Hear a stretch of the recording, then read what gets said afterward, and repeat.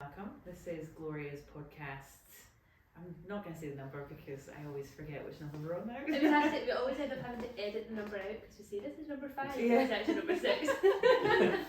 And this is our interview with John, our friend John. I met John because I am on an entrepreneurship bank programme, and I was chatting to a man who is a tax guy, and his girlfriend owns Mindful. It's basically like a mental health charity for children, and she is on your email distribution list because I think she came to a cuddle workshop. That's right. She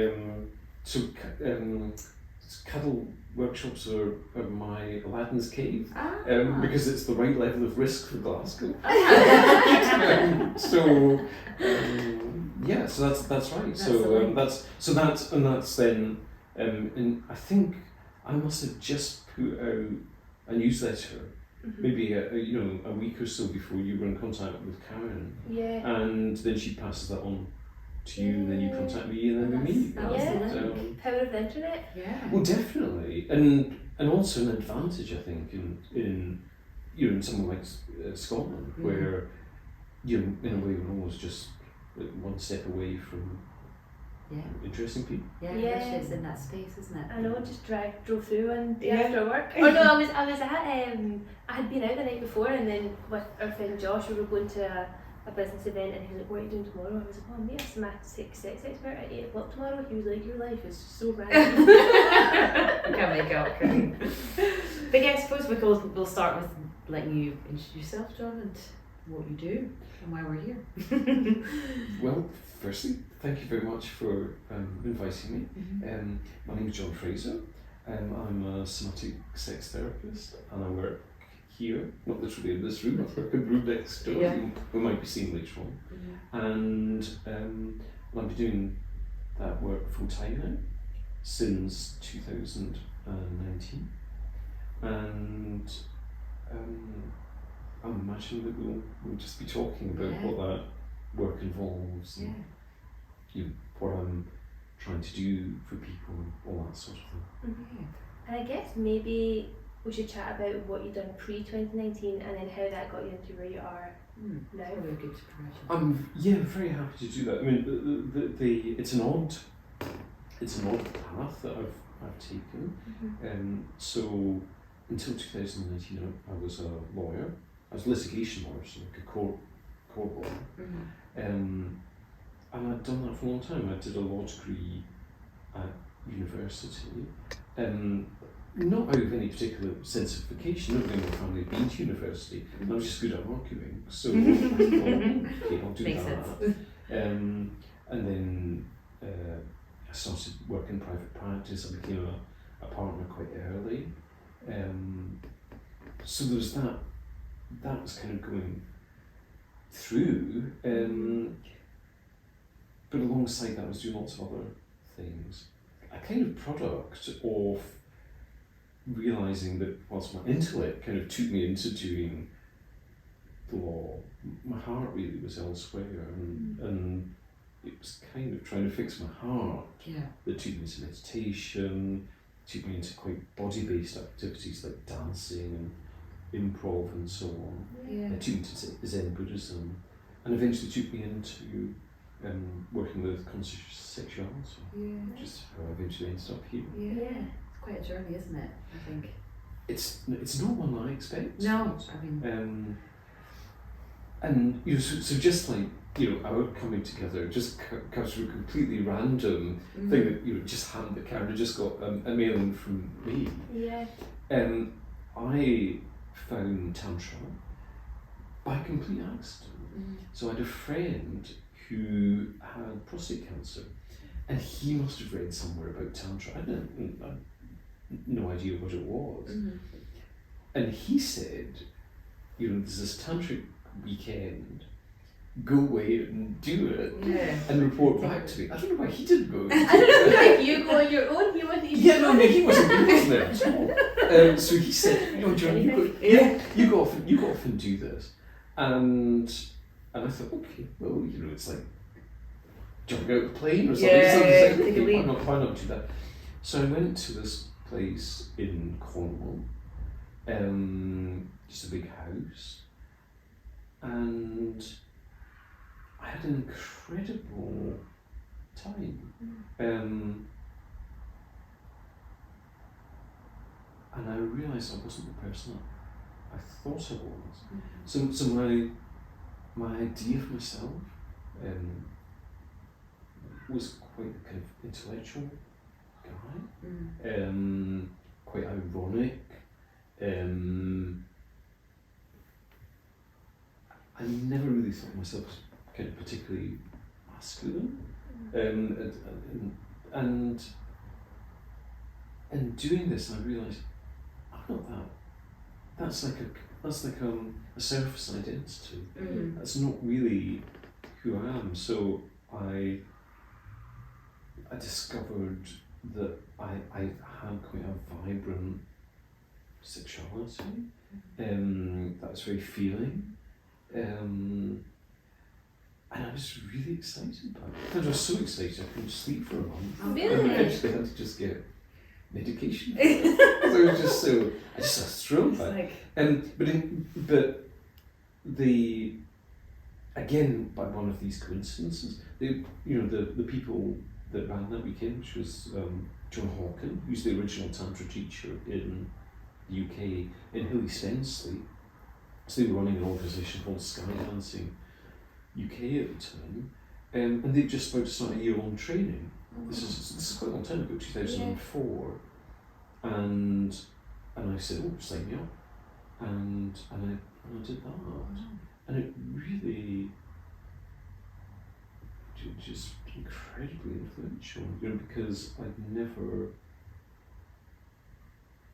really explored that aspect of myself before, and I felt that it was taking me away from an idea of myself as being some guy that's just pontificating about politics or history or philosophy, into my heart.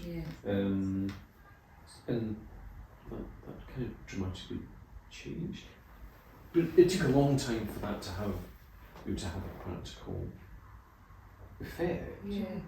So I've been doing, once I'm kind of hooked in doing that, I do a lot more work with Hilly in particular. She and John kind of fell out, so I do a lot of work with Hilly, who found Shakti Tantra, which is a women's only tantra group, which I sometimes help with, and exploring other tantra and conscious sexuality groups in Britain. And then eventually Hilly encouraged me to start offering sessions to people. She said, "Oh, we'll help you, and we'll tell people about you." And so I started doing that, but within a sort of field of people who had quite a lot of experience of working with sexuality, so not kind of like members of the public. And I thought I kind of like to work with people generally, but I'm a guy. I think that creates kind of issues, and I don't really know how to kind of structure sessions. And then somebody told me about sexological bodywork training, which did teach me how to structure sessions, how to relate with clients, what I could offer, how I could describe my work, and so on. And I did that in 2015, and since then I've been offering my work to people. And on that weekend where you kind of had that, I don't know, would you call it epiphany? Like a bit of a kind of change, it changed the course of your life, really, it sounds like. I think so. Yeah. It's a weird thing when you realise you're not the person you thought you were. Could be quite scary in a way. I guess. I mean, I realised in retrospect I'd set myself up in a way in opposition to my dad. So my dad's this kind of I don't know, he's a great man in lots of ways, but kind of like this wee belligerent Scottish guy. And so in a way I'd sort of constructed an identity of this sort of if it's slightly effete, sort of ironic, intellectual Right. guy, just in sort of, Opposite. rather than just kind of butting with it Yeah, totally. head to head. And what was it that like really happened on that weekend that led to that? Like, what kind of things did you do? So people would think that I'm having lots of sex with people, things like that, but I wasn't. No. From what I remember, it's very much exercises that that take you into feeling. And I realised that I had all these kind of internal depths that I was kind of unaware of. So when people talk about Tantra, so originally when people talk about Tantra, you think of Sting, and he's and he's like It's the first thing of It's it. it's the first thing that people. You The need to, musician. It was an era, wasn't it? you need to be a certain age. Yes. Right. Yeah. But Sting Yeah. must have done some interview, and he was talking about having tantric sex with Yeah. his then wife of about 3 hours? Yeah. And which he subsequently clarified to say that it included seeing a film and dinner. Yeah. But it's very sort of tantric sex, and it's this idea that it's just sex that goes on for a long time. Right. So that's people's idea that it's just basically some technique or something that you do that just really stretches out sex for a long period of time. But it's not really that. What it's about is getting rid of our ideas of sex as being performance. So people talk about my sexual performance. So getting rid of that, getting rid of the idea of sex as being kind of like just something you do with your body. That's something like an appetite, like hunger or something like that. So it's getting rid of those ideas and replacing them with an idea of our sexuality as being important, divine, they would say.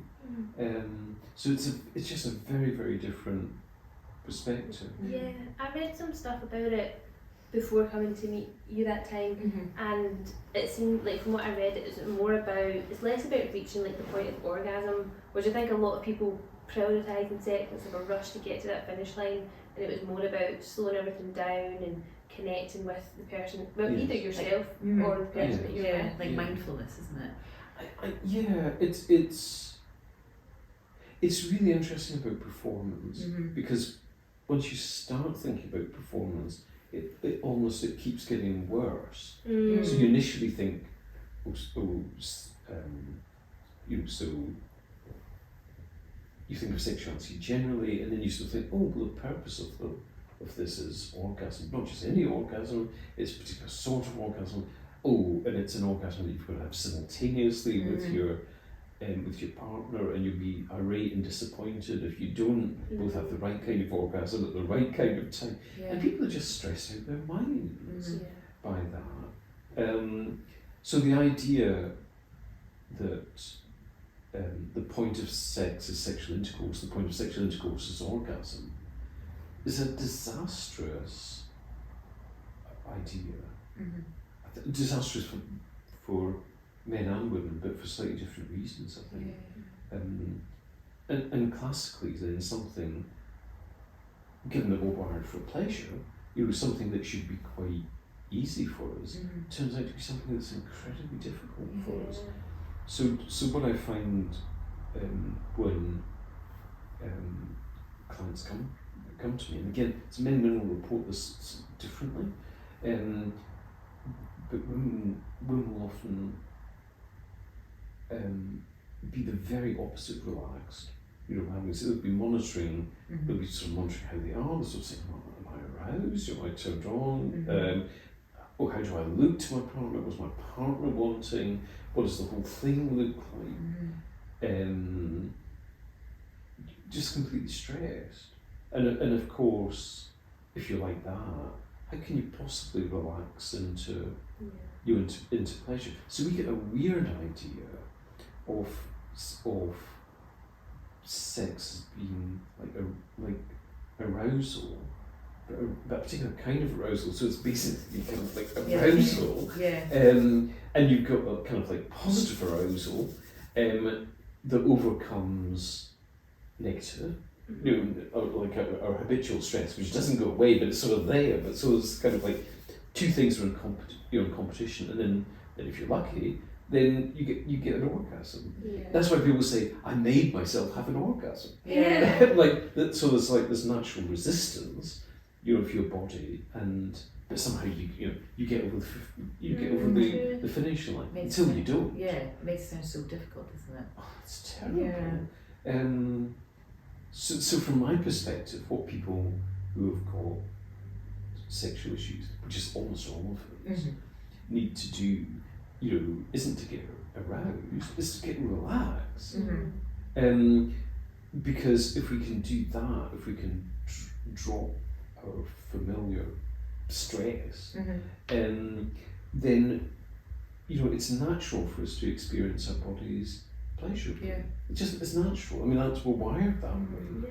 And arousal is a part of that. So instead of wanting to go as a kind of up the steep hill of arousal, you kind of want to dive into relaxed pleasure, and then within that, you find arousal, you find orgasm, but you may not think of it in terms of arousal anymore.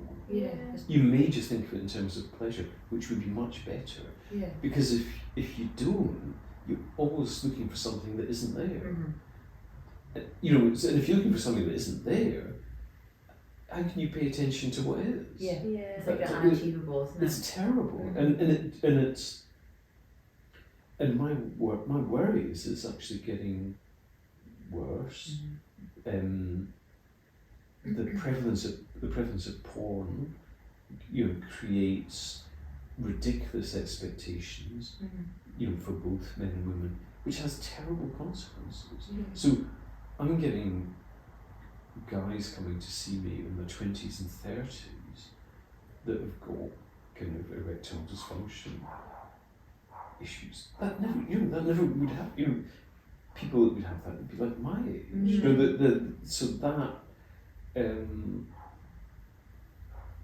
So I'm worried that this performance idea is just in a way getting worse.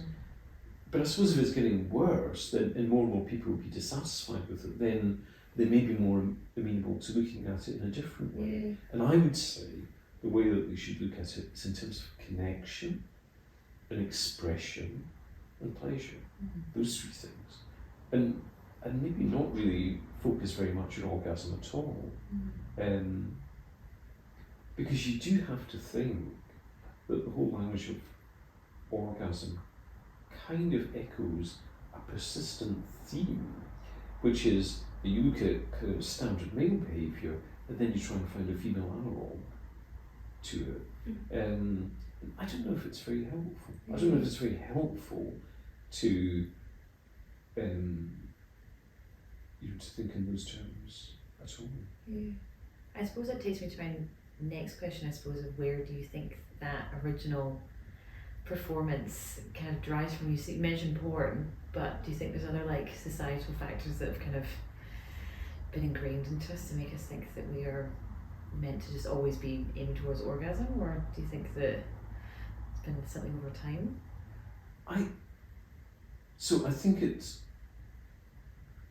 I think it's probably the effect of the sexual revolution got really rancid. Yeah. Or maybe always been rancid. So you had the kind of like the sexual revolution, but you didn't really have, a change in the patriarchy. Yeah. So you went from a situation where somebody like, my granddad, would be having sex with his wife. And I don't think my granddad would be sort of thinking, oh, I'm expecting my wife to enjoy this. It would never occurred to him. And yet I think you fast forward that to a change where it's not that it's permissible permissible for women to have sexual pleasure, Mm. but it's obligatory for women to have sexual pleasure. Mm. So it's another obligation Mm. that is imposed, which is awful. Yeah. So I think it,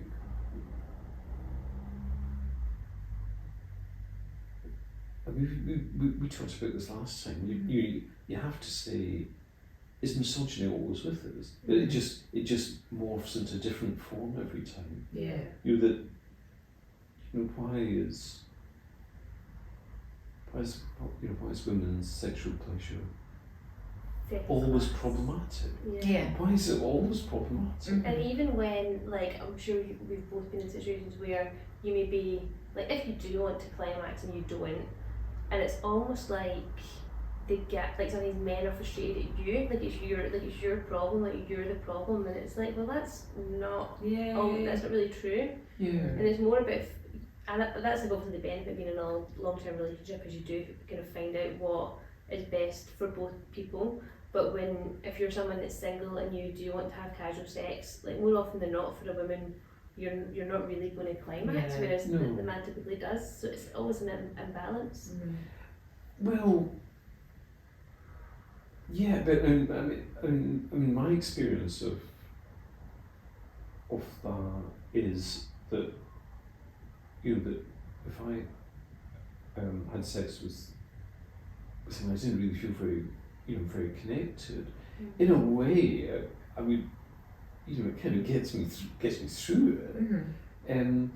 But I feel very empty afterwards. Yeah. So I don't know if it actually suits anybody. Mm. You know, People almost get like kind of, it's like a cycle, because I think, and not all people, I think in some cases people maybe feel like they need a little bit of validation, or like, so then they kind of go out and meet someone they want to go home with because they feel like they want that, and then like you say, it actually leaves them feeling a little bit empty, because what they're actually craving is kind of like a connection on a deeper level, and they just try to satisfy that with a surface level experience. But the thing, and you sort of think, okay, if I had sex with this person, that's the start of of something. Mhm. But when it's usually the end of it, Yeah. that's it. I mean, you Yeah. don't, you Don't see the kind of so it's kind of disappointing. Yeah. And The intimacy and so it's an odd thing. Yeah. We have a view of sex which doesn't make people happy, and it's not. But also, it's also a funny thing. It's not just it doesn't make people happy. It's that people feel very alone in their unhappiness. Mhm. So they think everybody else is having a great time. Yeah. Yeah. Everybody thinks that. Mhm. Definitely. Having lots of sex. Everything. You must Having be. lots of sex is great. Yeah. But somehow there's something wrong with me. Yeah. Mhm. That's the thing which is really harmful. If you just sort of think, this society's idea of sex is really fucked up and it doesn't agree with me. Yeah. That's kind of healthier Yeah. than saying, what's wrong with me? Yeah. Why do I not find this fulfilling? Mm-hmm. Why do I feel so stressed in my body? Mhm. Why am I always chasing an orgasm and never getting it? Why is sex repetitive and boring? Mm-hmm. All of those questions. Yeah. But because they're phrased in terms of, something must be something wrong with me, then that kind of precludes us being able to answer the question in a way that's more satisfying for us. Mm-hmm. So people who habitually come to me genuinely thinking, there's something, I can't feel anything. Yeah. I just kind of tense up. I feel very self-conscious. I don't know what pleasure is. That's so. If they're looking to be fixed, it's not so. It's not so great. So what's satisfying is there's nothing the matter with them. They're caught by an idea of sexuality which doesn't work for them. It doesn't work for a big percentage of the population. the whole population of Yeah. psychopaths. I know. As well as porn, it's like TV. Like we've all watched the scenes where it's like a man and a woman or two women or whatever have been together for like 30 seconds, and one of them is, you know, like crying out, and it's like it's just not realistic. And then I think as well, like you say, for younger girls, that your first thought is, what's wrong with me? Like, why does that not happen to me? Because people don't have as open conversations like this. Like I would hope by the time if we decide to have children, like you could have that conversation with your kids and be like, this isn't real life. Yeah. Like this is how. Yeah, but that's the thing, isn't it? I mean, because if so, I guess sex education used to be run in terms of biology. Mm-hmm. Basically, don't get pregnant. Yeah. Big eggs. That's it. Don't get pregnant. And I guess the modification now is it's consent.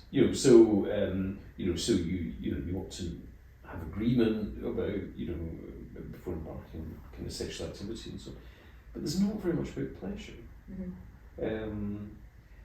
And I think what there is about pleasure is essentially an unexamined idea of what pleasure is, which is essentially a physiological response of orgasm. In our body, as Freud said, a sneeze. Orgasm's like a sneeze. So it's that idea, but that misses out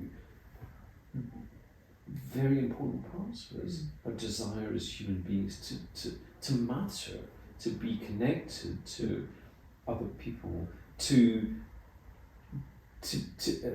be able to feel and to dream and to connect and all of that kind of stuff.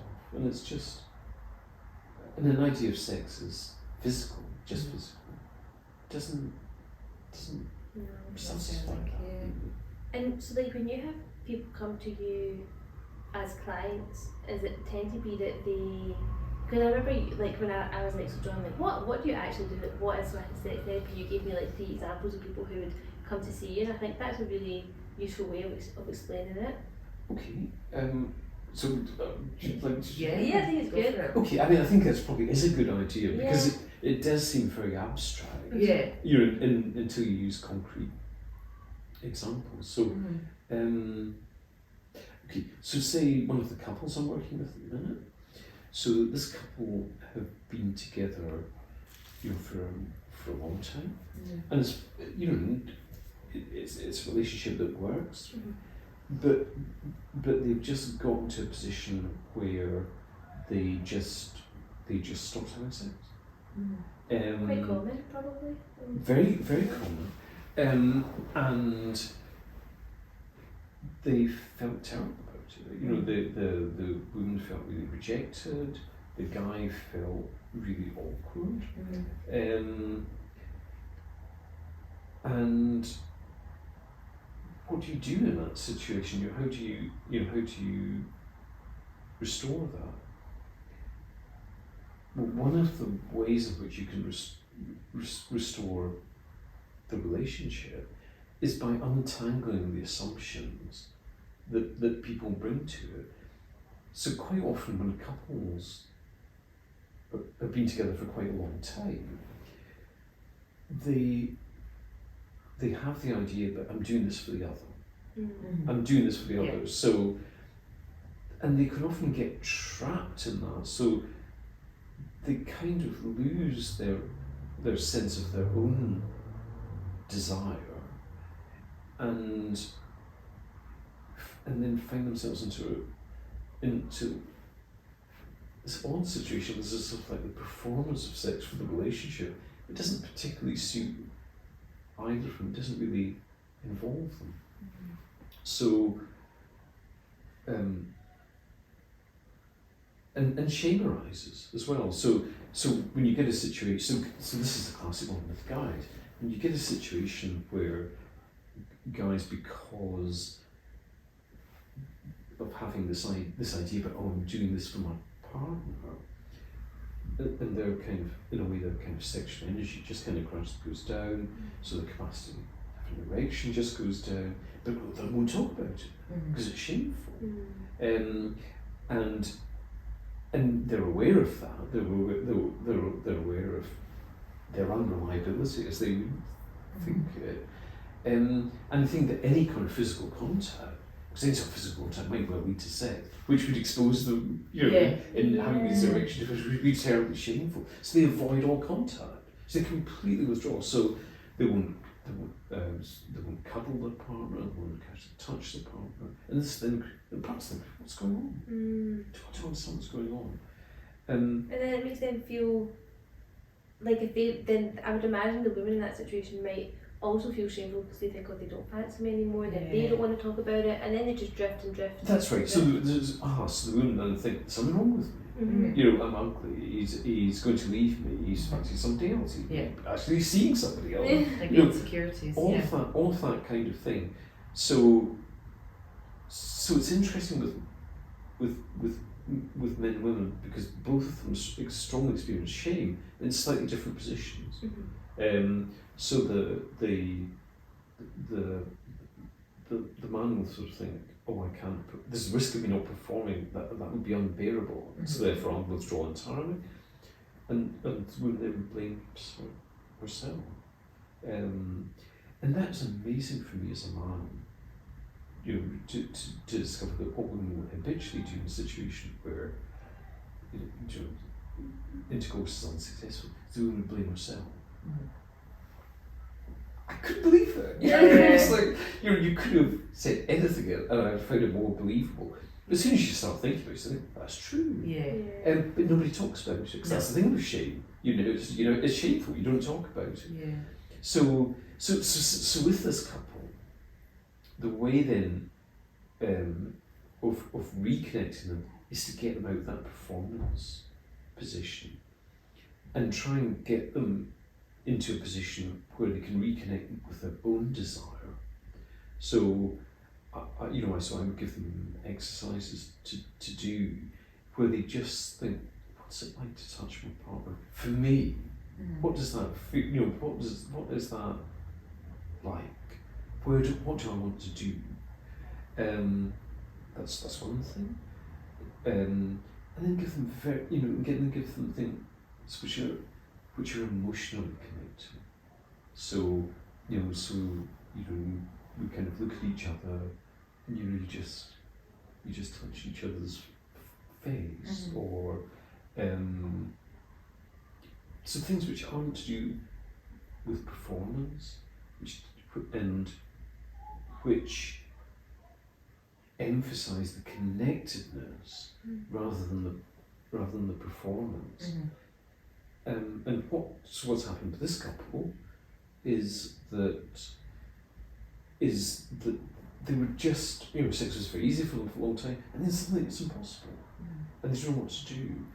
But it's just I just give them, some guidance, and that reestablishes the emotional connection, that relaxes them, their sexuality comes back, and then there's other issues that come out of that. How if we recognise that there's imbalance, and this imbalance is almost all relationships, if we can identify that, how can we stop that rupturing the relationship again? How can we start looking at sex in different ways rather than looking at sex just in terms of intercourse? So for instance, so one of the many blogs I've written is a blog called The 8 Dimensions of Sexuality, and it's my schema to say, here's these different ways of looking at sex. So tantra would be one of them. So I might give people like quite a kind of like a ritual, to do. Play is another thing. So I get people to do role play or things like that. Innocence, get people to simply experience something and not be caught up in any sort of obligation. Love, energetic practices. So yap yam, which is it's like a tantric practice where you separate energy within yourself and between yourself and your partner, which I'm hoping to teach at some point in Scotland. What does that kind of involve? Yeah, was it yam yam? Did you say? It's yap yam. Yeah. It's the if you go into tantric temples, you see a sort of very stylized depiction of this kind of king-like person, his consort.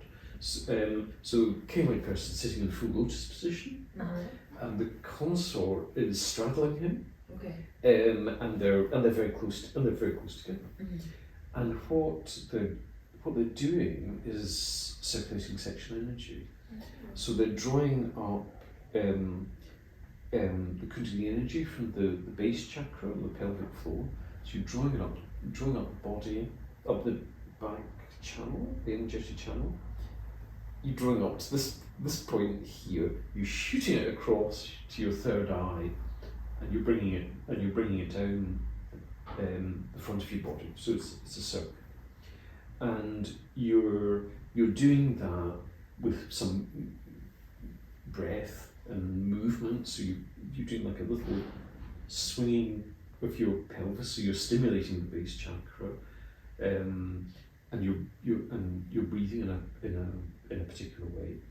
And then as that develops, you change that from circulating energy within yourself to circulating energy.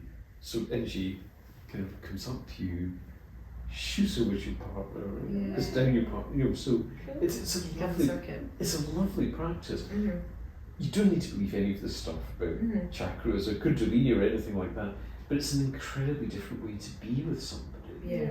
Because it's open-ended, so you can just do that for hours, if you want. There's no focus on performance or present. It's incredibly intimate, but it's intimate in a particular kind of way. Yeah. Because you're kind of doing it not as me as an individual, but embodying a sort of divine masculine and feminine. So it's wonderful. So whether or not you actually believe any of this, that stuff, just being able to experiencing ourselves differently. So it's like we've got all these cells, which just long for expression all the time. And how do we bring those cells out in our life generally, but in our sexuality, which you'd sort of think, surely that's the most intimate part of our lives, but it's often not intimate at all. Yeah. Just kind of seeing it as a kind of like whole well-being rather than just like sexuality and then just like everything else that goes on in your life. I think just kind of like merging the two together to try and. I think so, because then our sexual energy is the foundation for us to live a bigger life. But if our sexuality has the misfortune, to be in a society that's got ridiculous assumptions about sex, then something in us that is a bit crushed. Yeah. That makes it difficult, I think, to live our full life. Yeah. So I think it's a really major issue. How can we bring out that individuality, like joy? How do we do that? Yeah.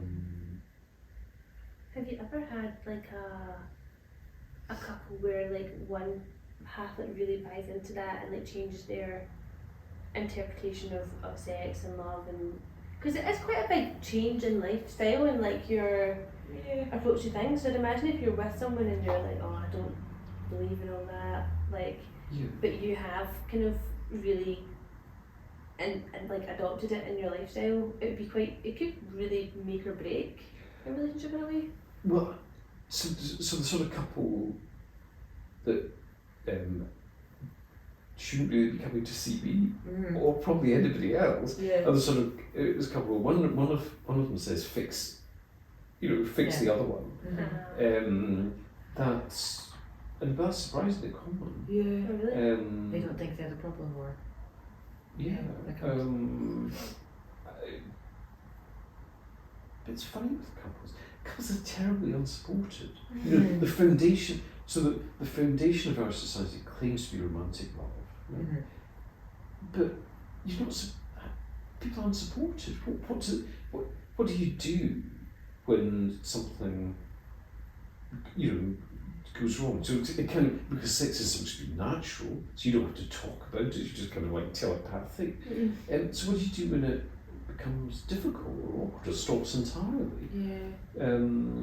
And then so classically what people do is they'll go and see Relate or somebody like that, who will think, oh, something must be going on elsewhere in the relationship because sex is natural. You know, so what's that something else? But very often there isn't something else. It's just something kind of interrupts people's connecting, and then what do they do? Have affairs with other people? Do they get divorced, split up, just be miserable? You know, what do you do in that situation? So, and that would be bad enough. But what about the children? Yeah. You know, That parts of your life. so you'd think a society which would be serious about the welfare of children would be serious about identifying sexual unhappiness as a problem and working out ways of doing something about it. But it doesn't. It's such a topic that people are like scared to, like, can you imagine in politics if somebody was to suggest that, like, it would be ridiculed? Social, like, economic side of it all, isn't it? Yeah, that's kind of like what one of our like kind of missions is, because, like, you know, everybody has sex, we're all here because of sex, but people are so scared to talk about it. But then it's funny because I think now, because we've become much more comfortable with it, and we now get people who speak to us because we're almost like a safe space. Like aunties, like parents, like maybe a little bit too much sometimes. But it's amazing, like once you let people know that you're not afraid of it and like you're not judgmental, the amount of people that will speak to you versus before. And that's great.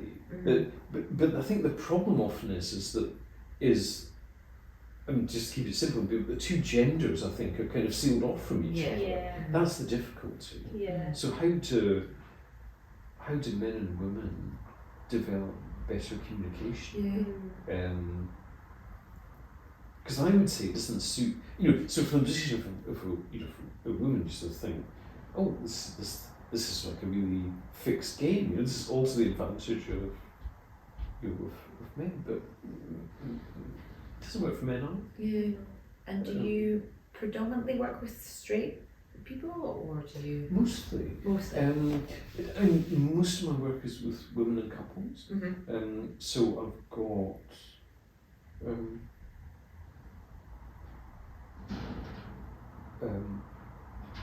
but I'm seeing a guy tomorrow and another guy on Monday. So there's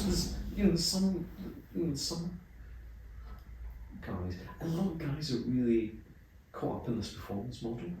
So they just want to say, "Oh, John, how can I last longer? Can you teach me how?" I don't want those people. You know, there'll be other people that will help them with that, but I'm not their guy. But a lot of people now, a lot of guys now, I think, are more emotionally aware, and so they'll be aware that there's a context to them lacking confidence, and they're prepared to look at a more kind of holistic approach. So things are changing. So, but certainly, I mean, so that's my. So it's generally women, couples, some occasionally, you know, occasionally gay men. I think I've only heard one. It's been women concert, and I think that was by accident. Because you didn't reply to my reply. But it's just interesting, I suppose, because I don't know. There's obviously there'll be figures, and you know, you can do all the surveys you want, but like generally it seems like the gay men and lesbian women seem to have a better sort of sex life or sexual wellness, I suppose. Well, that's right. And you know, you can take what you want from that and kind of whether they're more comfortable or the barriers are down, and it does seem the problems do seem to lie with straight. I think so because kind of straight society is more subject to these to all the conventions. Yeah. Because I mean, I guess the residue of homophobia Yeah. is that you sort of think, okay, I can make my own rules, and that's likely to be more to work better. You know, so and this was that famous orgasm gap, isn't there? So what can you attribute that to really, other than a lack of communication? Yeah, absolutely.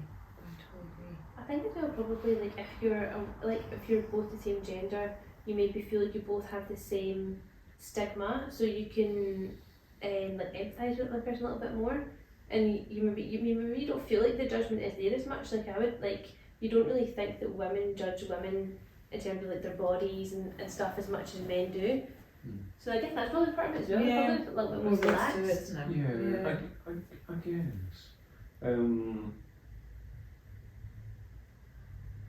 Yeah, it's funny when everybody's got their, in a way, got the group that they'll work with, that's drawn to work, with them. So these are really interesting, so I'd be really interested actually to work with more gay people. Yeah. Because I'm Just not, expand. yeah, because it's just because the same issues all occur, but they kind of, it's like again in slightly different positions. So absolutely, you never know. I remember when I was here last time, you told me as well, there was a woman, was it that she had never had an orgasm with her husband, or it was something like they'd been married for years before she actually managed to come to you, and she couldn't have been living like that for so long. Yeah, but there's an incredible number of people. Yeah, I mean, incredible. Surprising. I mean, one of the questions I asked my intake form is whether there's a difference in people orgasming on their own and orgasming with a partner. So and the reason why I asked that question is because I sort of think, well, orgasming on their own, it's a relationship thing. It's the stress of being with another. So that's what I need to attend to. Right. But if it's kind of like across the board, then it's probably a more general embodiment thing that needs to get tended to. But yeah, that's extraordinary that happens, and very common. Yeah. Very common. What do you do? Yeah. Other than talk about it. Yeah, because I think you're right, and that people just almost assume that either being in a long-term relationship or of a certain age group, it's almost like expected that people just stop having sex, or like that's just like part of it, but it shouldn't really be at all. Well, it's very strange, isn't it? And I wonder where that came from. but also, it's not just that, but it's also people can't have a conversation about it. So people have been together for a long time, they've got kids, but one of them doesn't want to have sex with the other anymore. In a way, could you not have a conversation about making the relationship open? So people seem unable to do that. Yeah. So so that's a kind of weird paradox. People say sex is very important. It's just not very important for me. Yeah. But if you have sex with anybody else, that's very important for me, Yeah. and I'll bring the relationship to it. I feel like that's one thing, like me and my brother always try guess what the next thing will be of the next generation. That's something that we done, like smoking, for example, wasn't a big deal for our parents. Now we know it's really bad, but I think almost open relationships or kind of non-monogamy will be something that we maybe look back on. I think it will take a long time, but I think it's becoming more normal, or more frequent. I think it's becoming more frequent. So I think almost like most people, will kind of surreptitiously, I doubt that that very many people are monogamous over the long, for the long term, but it's all sort of secret. But I have an issue with polyamory because it's called polyamory, loving many, but I think it's often polyshaggery. It's not. There's not love in it. Yeah. So one of my clients was looking out for polyamorous groups in Glasgow, but they weren't polyamorous. They were just swingers. Yeah. Oh, really? So it wasn't. It was just. You're having the same crappy sex, but with more than one person. Yeah. So polyamory should be more around having that deeper connection with several people, rather than just the sex. It's the feeling. It's the feelingness of it. Yeah. So the question is, do you love more than more than one person? So that's the. But it's shorthand, just basically for swinging. I think a lot of the time. Which is really unfortunate because when you think about it, it's cruel to expect all your needs for a very long period of time to be met by one person. It's cruel. So how do people manage that in society? Given that you can kind of repress people in the way that we have done. Those are things that need to be answered. I don't know what you were. Often.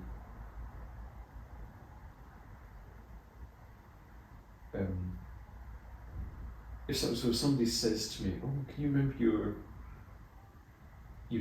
most fulfilling sexual experiences?" So I don't know what it's like. I don't know what it's like for you. So you might be different. But what I remember is hardly ever sex. What I remember is tenderness. So I've got such a memory, for instance, of kind of lying in my bed and my lover is sitting up in the bed, taking her makeup off. Now, I'm sure that after she took her makeup off, we'd have made love. I'm sure of it. But I have no recollection of that. But it was that intimacy of and that's and given that that's what I remember, then I can only assume that that's what's important for me. And that's how and that's my experience of my life generally. So the significance isn't what I've done. I've some lots of freaky things, but I tend not to remember that. It's when I felt something, and I think that's what we all want. But we're still held within quite a Puritan idea about feelings don't matter. It's what you do that matters. But I don't think it's true. I think we're essentially feeling imaginative creatures. That's what's important to us. Try slowing it down and actually kind of being present in that moment to experience things like that, I guess. I think so. And it's just so it's such a thing, what do we value? Absolutely. You wonder if people take enough time to figure that out, kind of caught up in rat race working life. It goes so quickly, doesn't it? We're just like incredibly busy, and so there's no but I think we're busy for a reason. So that busyness means we've got a faint feeling of unease that we're maybe not living the life that we really should be living. We're skating along the surface, but we'll think about it tomorrow. Too tired. I'll think about it tomorrow, and then we get to the end of our lives, and then it's too late. So do you feel like you've had, like, age range wise, you've had all age ranges, or do you find that people are finding you later on in life when they've kind of reached a point of, I don't know, years of having the same kind of sex, or their relationship breaking down, or? So if I have So with individuals, Yeah. right? So if I have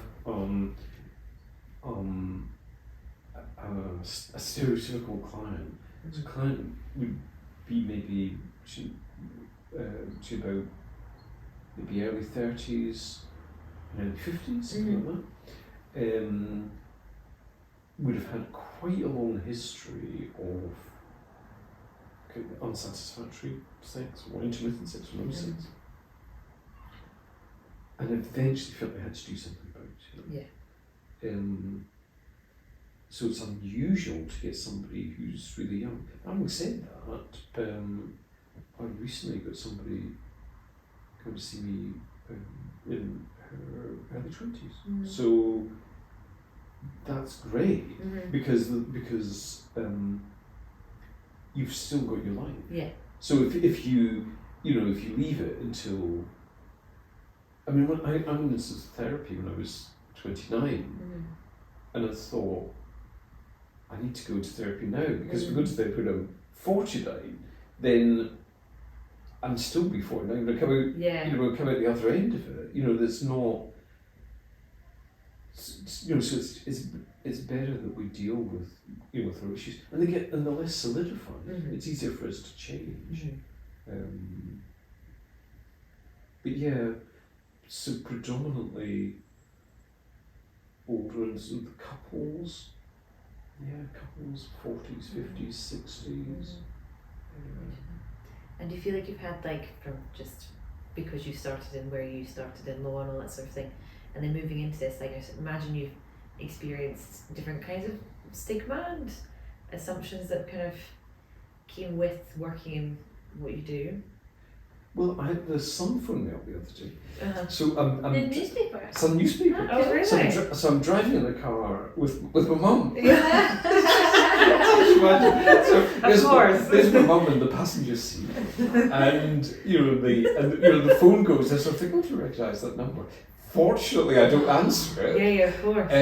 So I don't have to quickly reach over and pull my mum's Yeah, hearing yeah. aid. And so I get a message from somebody saying, "Oh, hello, John. I just got to look at your website, and we're just very interested in doing a feature on you." Oh, wow. And I sort of thought, Sun, am I likely to turn out well? Yeah. Not Like so you well. do, Sort of yeah. thing.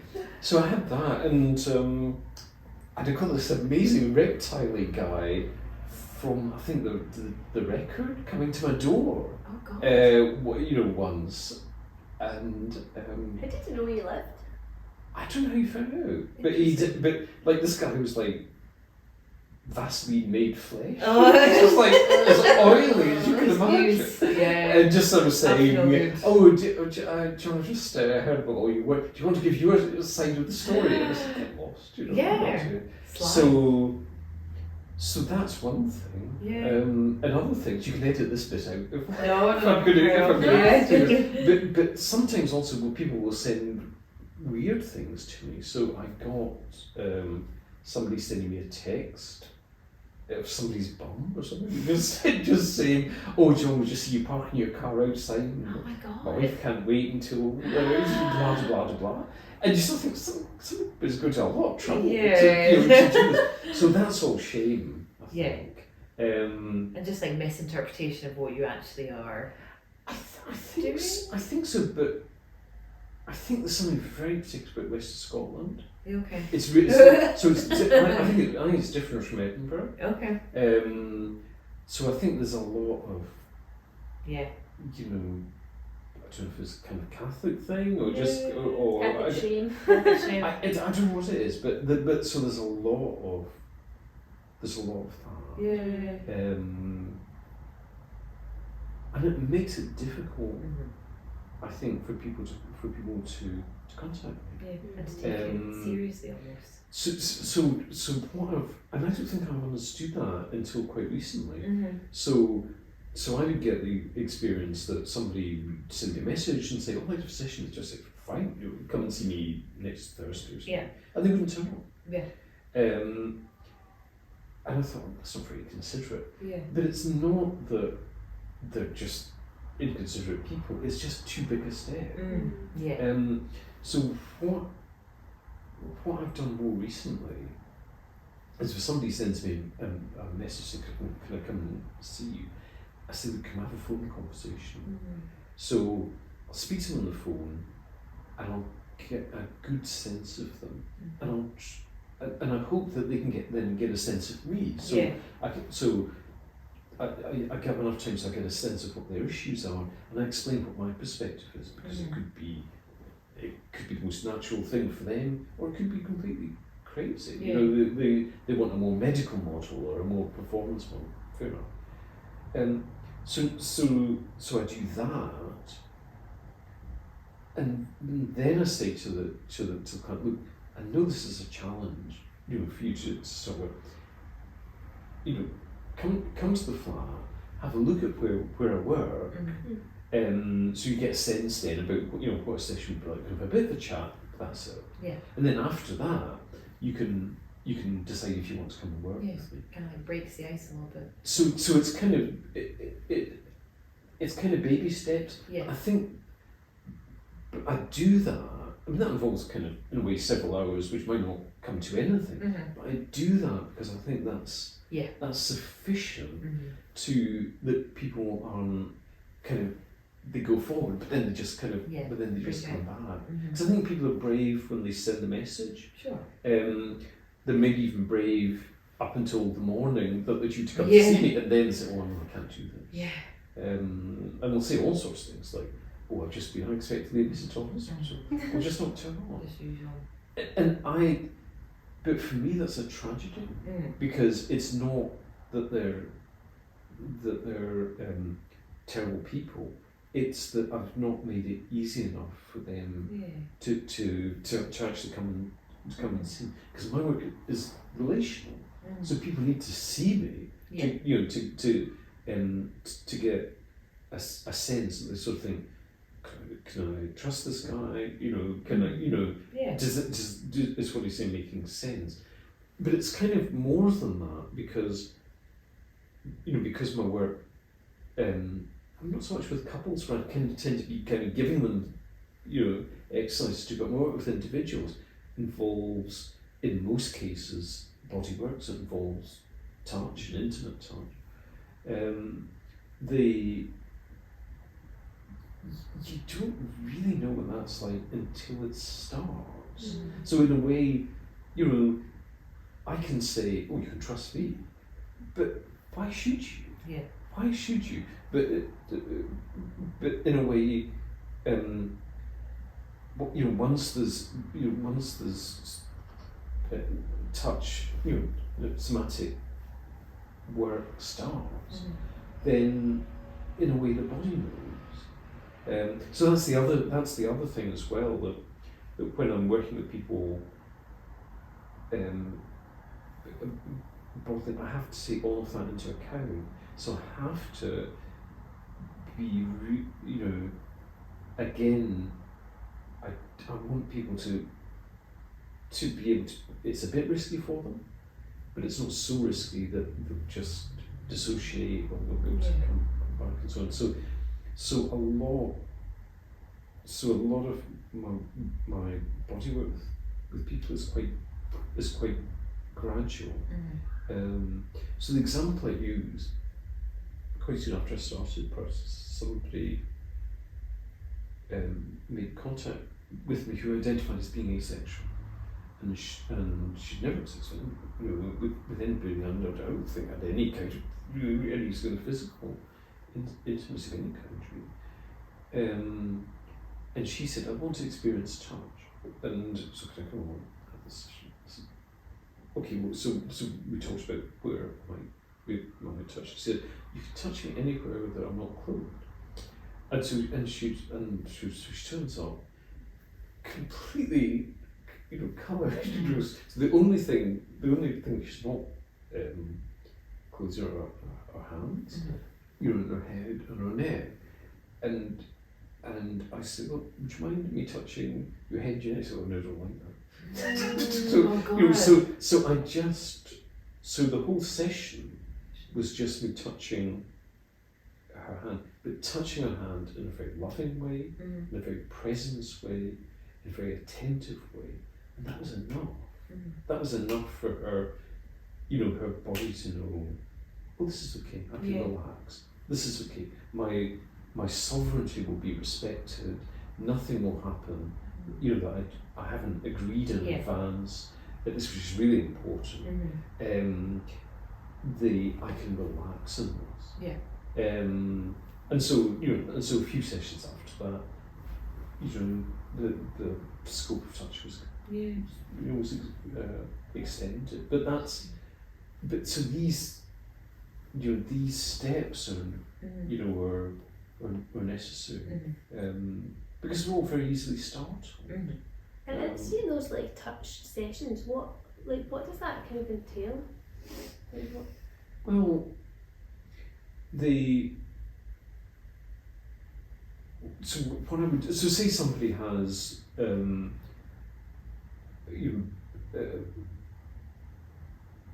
issues of never experiencing sexual pleasure, for instance, then it's very unlikely that that's just something to do with the genitals. So it's likely to be something kind of overall. So what? But because that's not how people think. Because people sort of think, oh, I've never got an orgasm. So if you do something to my genitals, then I'll be okay. That'll be me fixed and so on. But it's not really that. It's doing something for the whole person. So, for instance, if I get somebody like that, what I would say is, let's agree a scope of what scope of touch could be in the first session, but let's make that quite small. Let's make that like your arm. And what we'll do is that so that's the scope. We won't go beyond that. So even if we're in the middle of the session, you say, "Oh, actually, I feel quite relaxed now. I want to go beyond that." We won't. It's important that there's a safe container.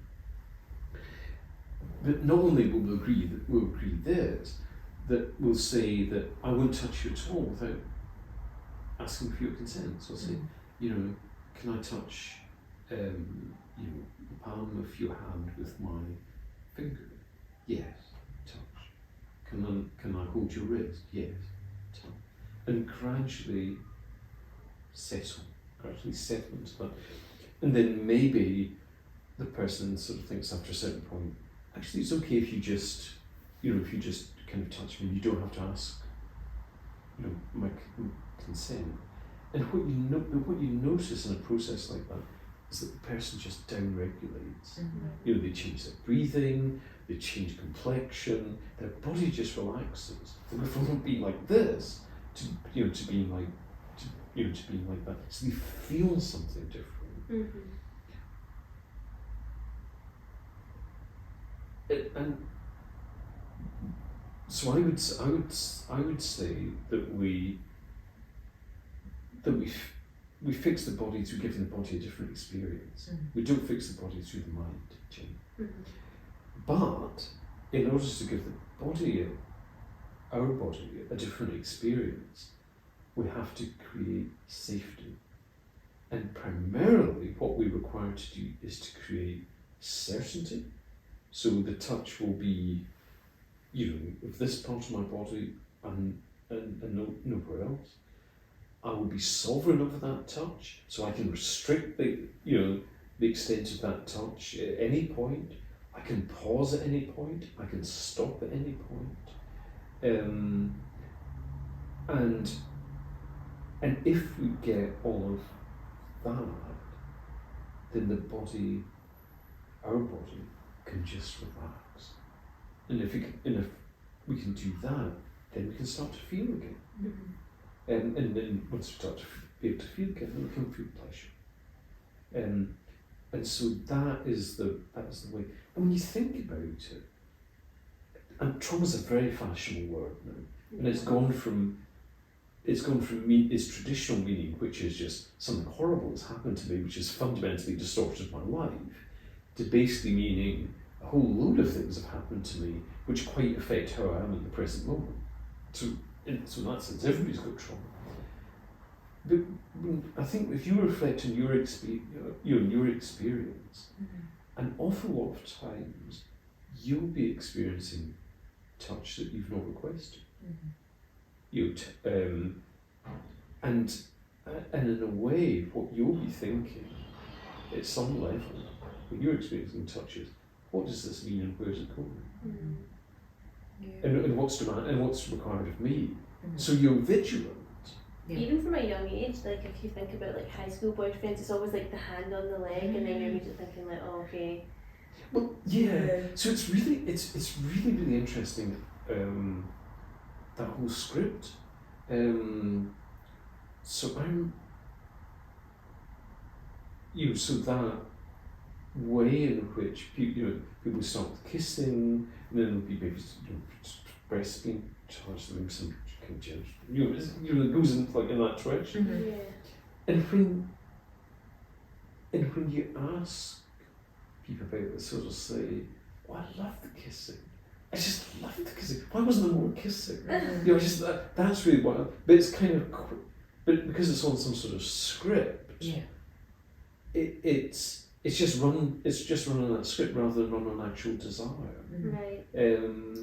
And so the experience that lots of us have is just, where's this touch going? Yeah. What's it, so we're just like that. So how do we reverse that?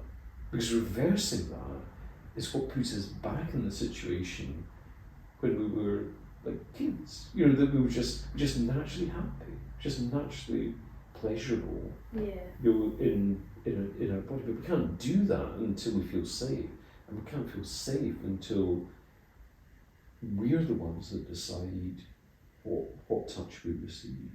It's almost like kind of reprogramming your body to experience touch without it leading to something, like having those intimate moments where there's then not the expectation of having sex. Yeah, but the funny thing is that the touch that you remember is the touch that's complete in itself. Where, so if you have like real contact with somebody, you touch their hand, you don't sort of think, oh, I'm touching your hand and looking at each other's eyes. And this is where it's going. It's complete in the moment. Yeah. I mean, intimacy, which I think is what is what we all want, is in the present. It's not part of some script, but because we're not like that, because we sort of think, oh, I need to be in a particular way. So for guys, it's a bit different. So guys are kind of are running the script,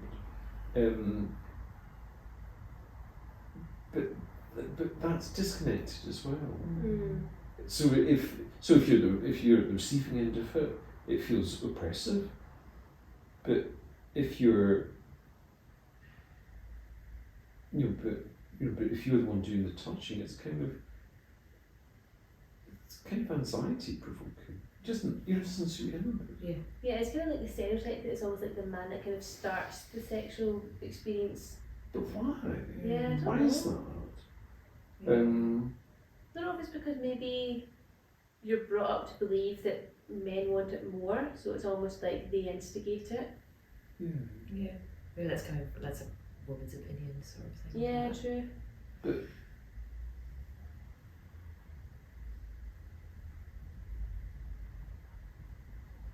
it's not true, is it? No. It's not true.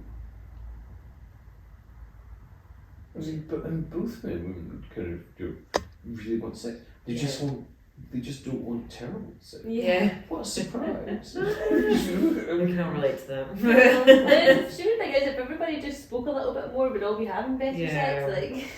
Like, I guess, and just So it's such. and what age did you say you were when you kind of went to the somatic workshop? What age did you say was it that you went to Cornwall again and had this whole change of life? Oh God, I must have been 40 or something by that time. Yeah. I mean, so I've gone through a big part of my life, and they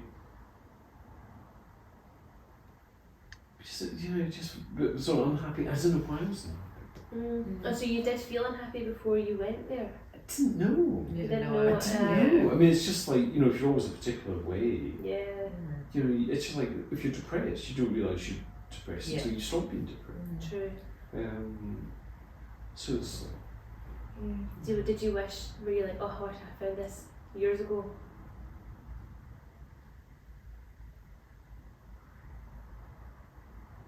It's a hard question to ask, I imagine, because you don't know if it came to you at Yeah. the right time. And it's still an It's experience, a- experience in your normal, in your life beforehand. Yeah. it's a really interesting. I think it's a really interesting experience. It's a really interesting question, because I think it's what often stops people changing. Yeah. So I think that people sort of say something like, "Look, I'm in my 50s. What possible good could it be to address those issues now?" Yeah. And if I realise that this life that I've lived up to now isn't inevitable, I think that would just do me terrible harm. Better to keep everything subdued. I think a lot of us, there's a lot of us think that way, that you just think, oh, it's too late. It's too late. And in a way, the demon that sits on our shoulder and stops us living a life that's fulfilled and connected. All it needs to do is to get us to wait. That's it. It just says, "Oh, John, you don't need to wait forever. Just not today." Yeah. That's all. So and the whole of social life, we're all in this time. It feels like there's a pressure of do this by that age, or somebody once said to me, your 20s are your starters, your 30s and 40s are your main, and then your 50s and 60s is your dessert. And I was like, that's such a grim way to think about it. I just feel like your life is your life, and if you want to change how you're doing something at 35, or you don't want to get married and buy a house, I hate that me too. dichotomy kind of thing. Yeah, but also just I don't like that idea of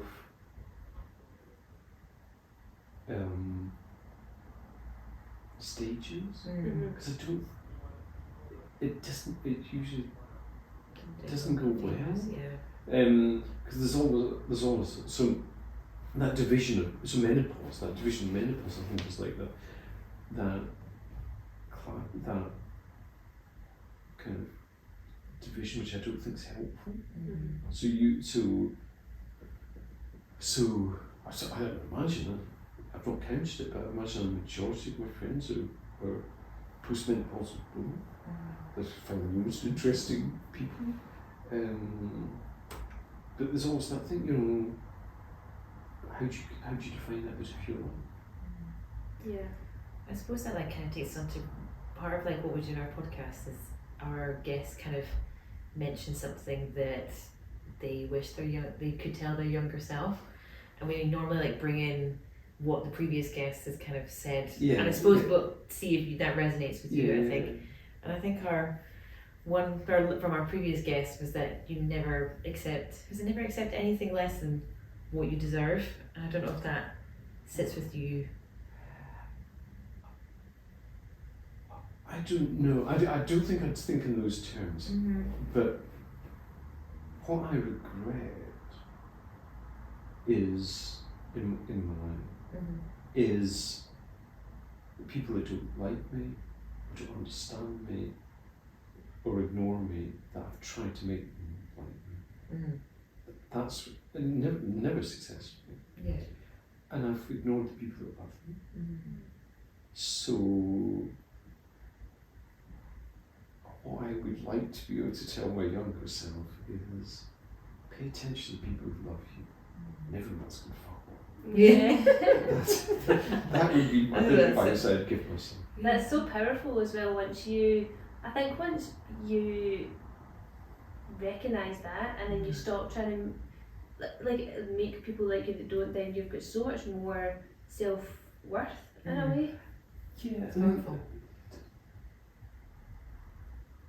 I can't. We can just choose to be ourselves. We can't. We can pretend to be somebody else, but it never really works. Yeah. And if being ourselves is a certainty that we'll find people that love us. It's a certainty. And that's all that matters. Yeah.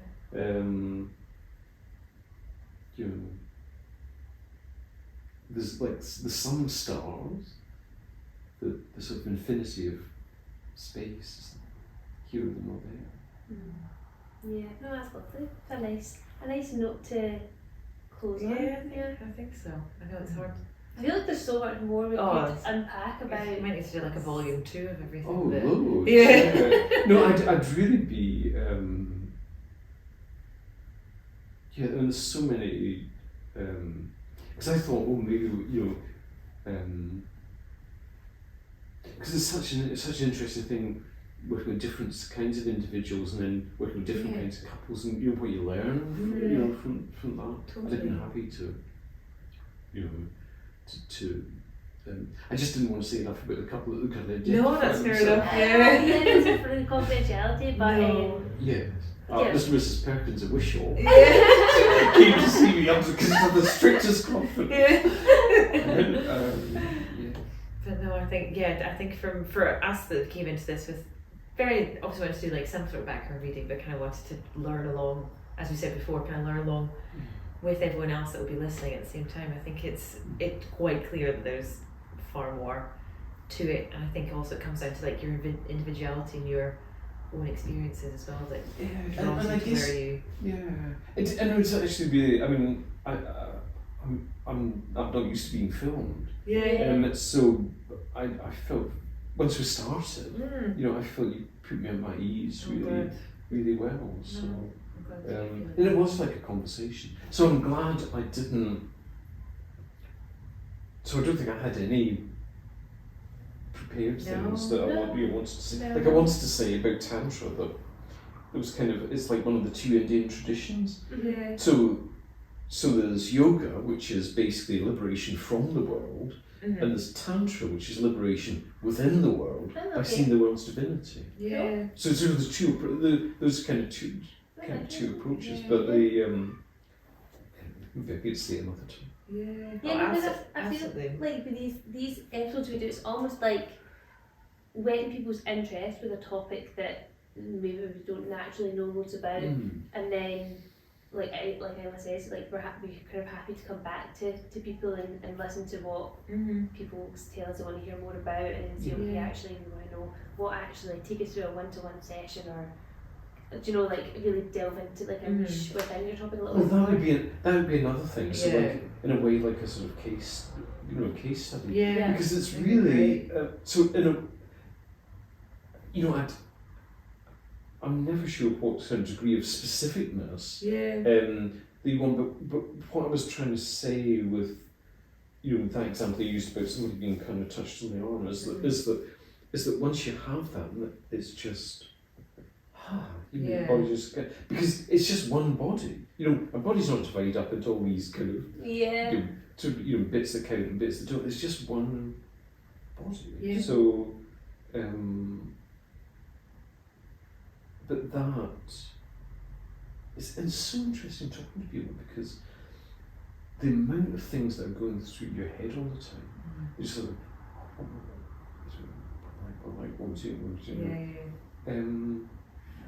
and when we were we were kind of speculating, why almost everybody seems to find oral sex problematic. You just think, what can be problematic about it?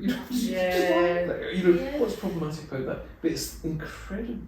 I don't know anybody who I've ever spoken to who actually likes it. Oh really? Well, I mean, finds it unproblematic. Yeah, it's quite intimate, I guess. They're always fretting. Well, they're fine giving it. It's just because that's kind of doing something. but receiving it, and I think that's a real giveaway. Yeah. You sort of think, well, you should that's everything. right. You know, why is you can just luxuriate? Yeah.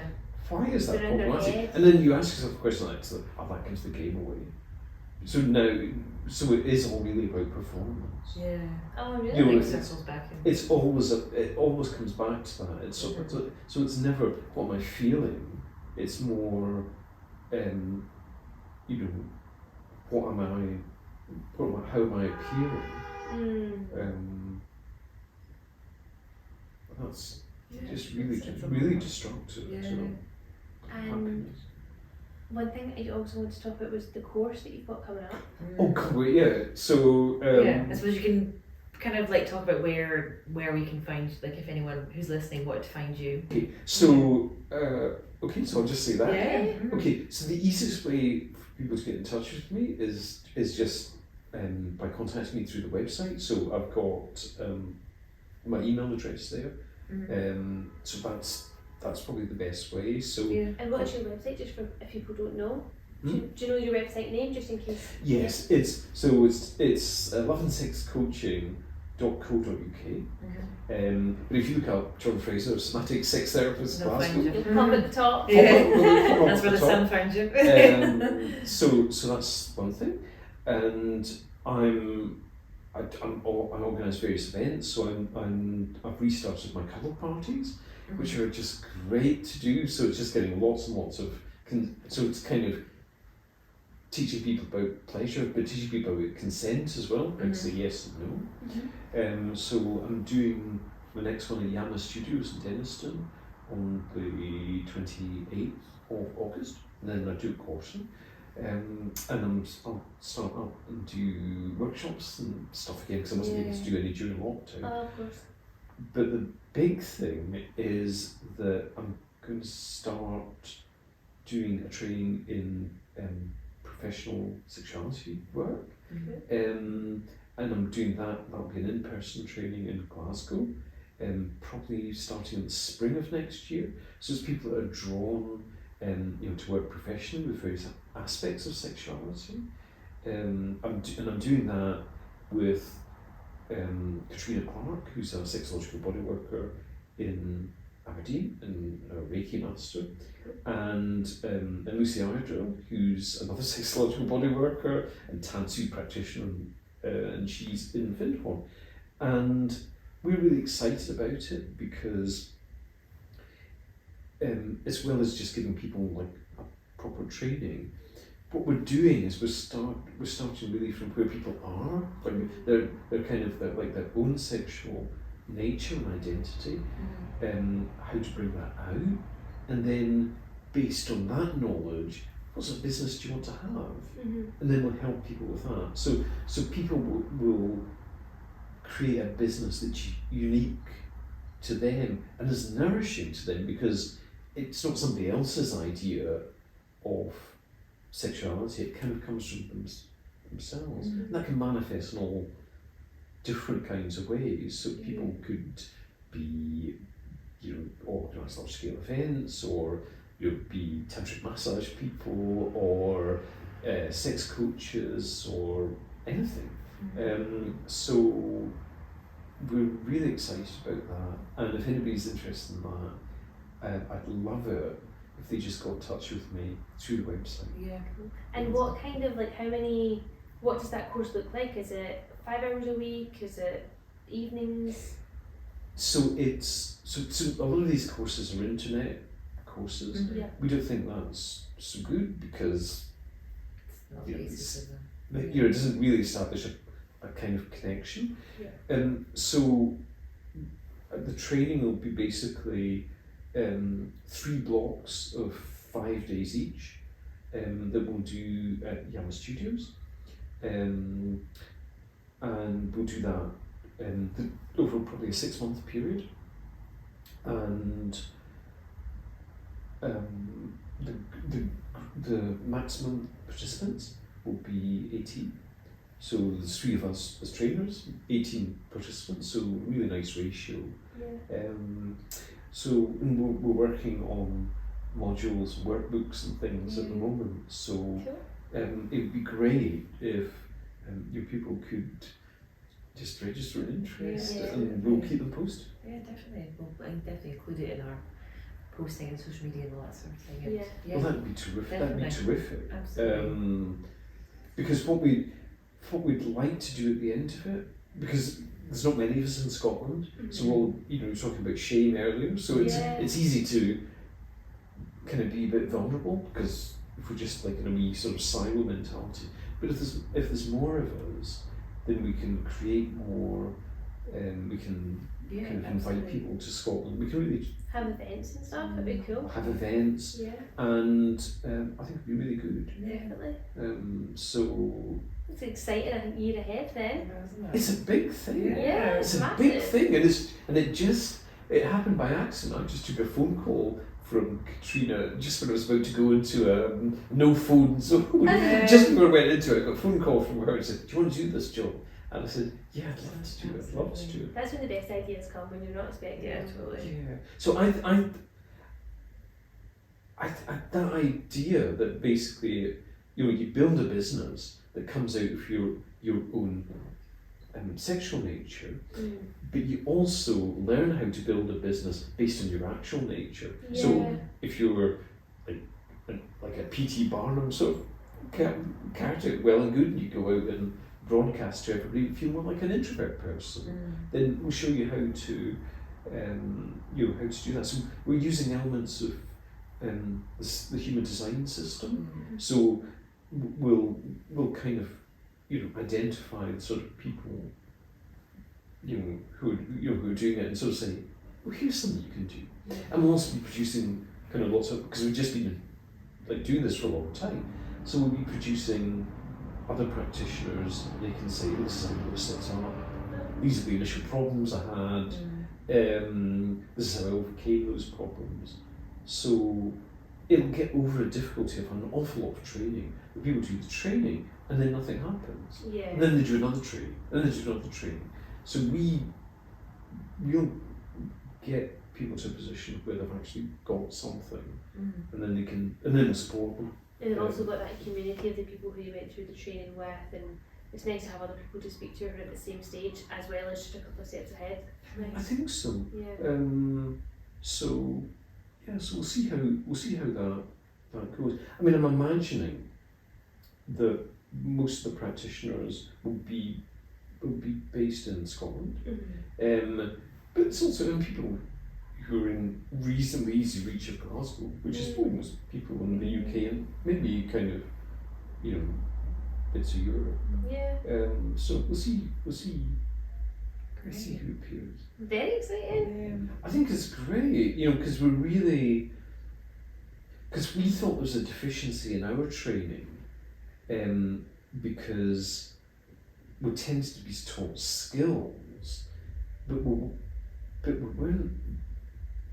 weren't really taught about how to work heartfully. We were kind of taught how to work professionally, but we were and we were given lots of tools, but how you actually connect with people, I don't think we really taught that very well. And essentially, it's relational work. Yeah.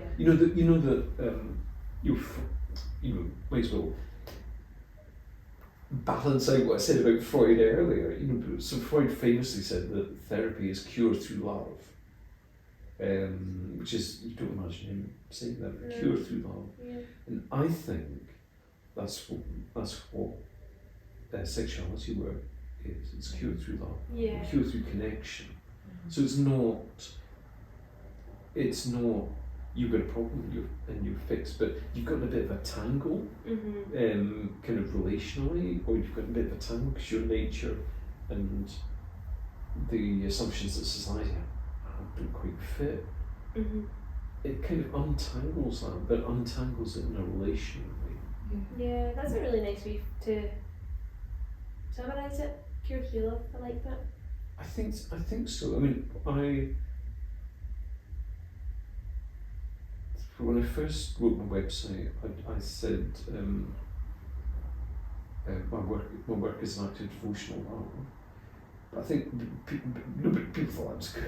It's the craziest thing to say. So I just took it out and put it in something else. Yeah. But I really feel it, and